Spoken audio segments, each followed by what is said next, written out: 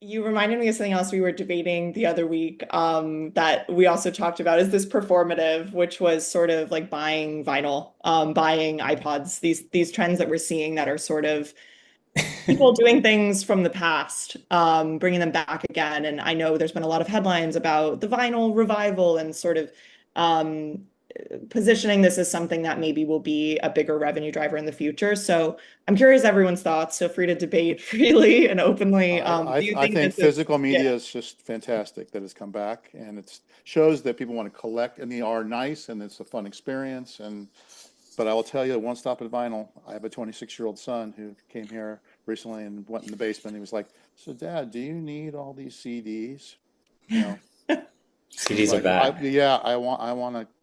I'm scared he's going to sell them, so I'm like, "You're not selling them, like, But the idea is, yes, I think that people are really interested in that. He said, he looked at the booklets and he was like, "These are so cool. Like, who made all these things?"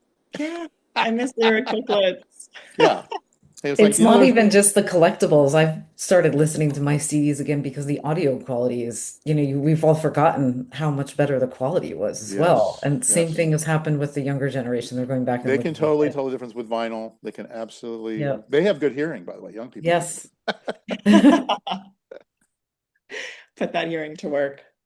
Yeah, no, I think that it's coming from a desire maybe for more tangible shared experiences around music that we haven't really had as much in the streaming era. So whether that's manifesting in buying CDs or stealing your dad's CDs or whatever it is, I think that like driver is the same. And I would expect that to continue, but I don't know what it will be met by. It may not continue to be CDs. It may be something else. I'm not sure. Yeah, he told me he wanted to buy. He's 26. He was like, "Dad, do you know this company Magnavox?" I'm like, "What's that?" He wants to buy a big wood console with a turntable in it, right? So he's like, "Can I buy one of these old ones and like then fix up the turntable?" And so they want that experience. He wants people to come over to his apartment and like put on an album. Like, what a concept! Hmm. Yeah. Um, I was going to pass it to you, Mauhan, because I know you have you're maybe more skeptical of this trend.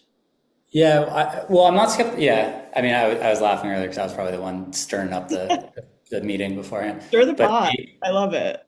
the yeah, I mean, so the stat that everyone throws around, or I don't know if everyone throws around, but I throw around a lot, is that over half of the people who buy vinyls don't have a vinyl player.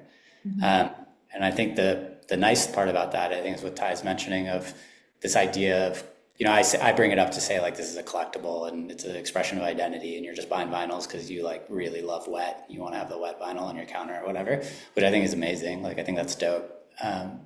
For sure.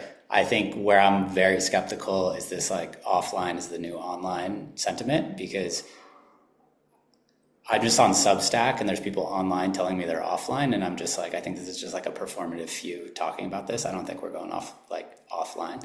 I think we're shifting our where we consume maybe into smaller groups and smaller environments, but I think it's still going to live online.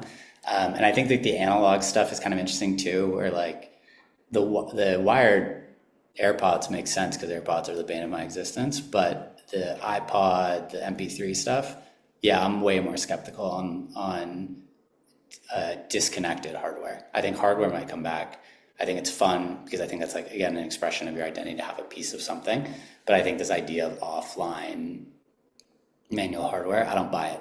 I think this is just people just like you know trying to look cool on the internet because they're into vintage stuff. I don't buy that it's gonna be a hard move. Mhm. Come at me.